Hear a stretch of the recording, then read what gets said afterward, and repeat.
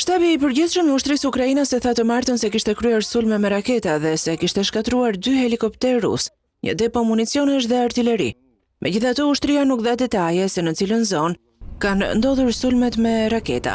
Në anën tjetër, Qendra për Komunikime Strategjike e forcave të armatosura të Ukrainës tha në rrjetin Telegram se forcat ukrainase kanë kryer sulme të suksesshme ndaj helikopterëve rus dhe pajisjeve të tjera ushtarake në një bazë ajrore afër qytetit të pushtuar të Luhanskut, në rajonin lindor të Donjeckut, por edhe në Berdianska, në rajonin jugor të Zaporizhjas.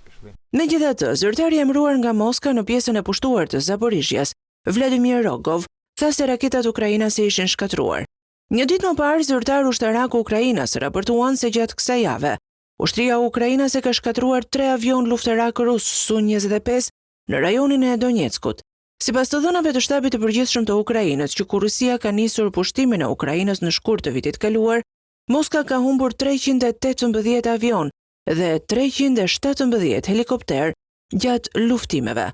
Vetë Moska nuk raporton për humbjet, përsa i takon pajisjeve ushtarake gjatë luftës në Ukrainë.